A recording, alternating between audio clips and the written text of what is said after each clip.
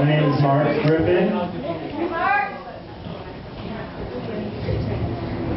It was a dark and stormy day, but it was unseasonably warm for a day in the middle of January. And if you're from the East Coast, you know that on JPH there's this really warm and joyous breeze that blows off the ocean, and you can't help yourself. You have to go outside and do something. So that day I convinced Missy that we should go for a little hike in the woods. And at that point we had been dating for about 2 years, but at that point our relationship had sort of taken a slow, meandering pace. And we knew that we wanted to be together, but we weren't exactly sure where it was going.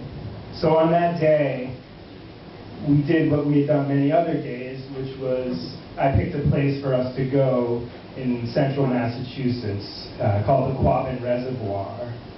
And if you know if you've ever heard of this place, it's a huge reservoir that was built in the 30s as a public works project that submerged a few towns and just completely destroyed these towns. People had to move out and go somewhere else.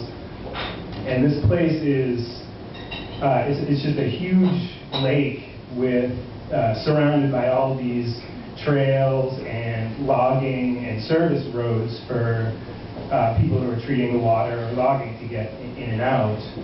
So we chose this place, and one of my favorite things to do was lead Missy on one of these little tours where I would take us on this little hike, but maybe get a little bit lost in the woods, not oh shit lost in the woods, but just a little lost.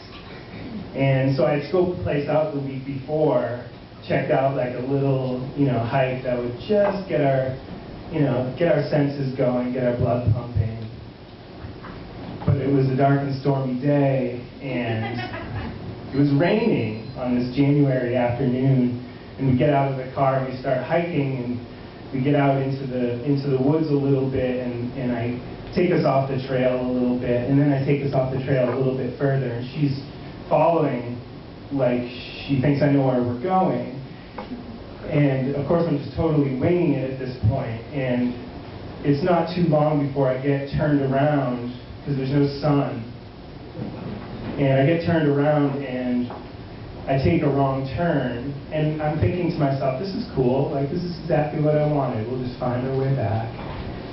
And it's not too long before one wrong turn turns into 2 wrong turns, which turns into 3 long turns. And after a little while I start to think, all right, we're getting into that oh shit lost kind of place.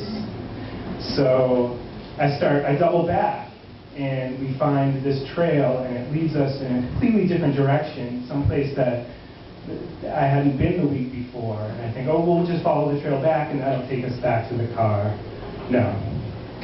So we get off the trail, and we find somebody's footprints, and we're following these footprints, and after a while, we're not following that person's footprints, we're following our own footprints in circles and circles.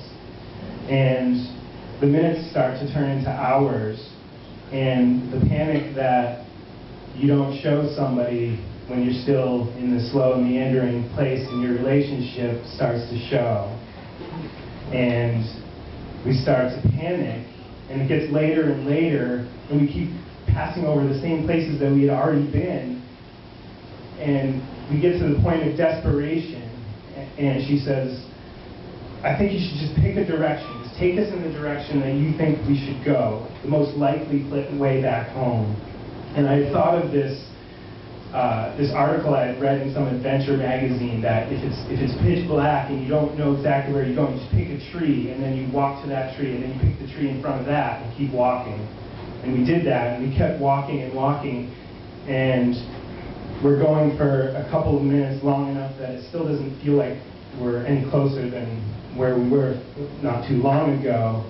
And we see something off in the distance, and it's this sort of like shady blue man-made thing in the distance, and we look, and after a few moments we notice it's we found shelter. We found this place that if nothing else goes right in this night, we're going to be able to stay in this porta potty for the rest of the night.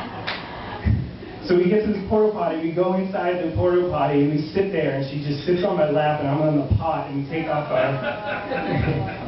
off our socks, which are just completely soaked, and it's not too long that we just collect ourselves and get up and walk down this new path. And a few moments later, we find that, thank God, we're on the path that the car is parked on. And we get to the spot, and it's the most joyous moment in the world. It's just the perfect moment of being in this porta potty, and a few minutes later, being able to go home where you thought you weren't going to be able to go home. And it's funny because it's 5 years later now, and we're not so much in the meandering part of our relationship, but every once in a while, I still take us on these metaphysical hikes into the woods and get us in a place that we've never been before. And it always seems like no matter what, she's standing behind me, pointing to the next tree. And no matter what, we always find that porta potty in the middle of the woods, even if we are really lost. Thank you.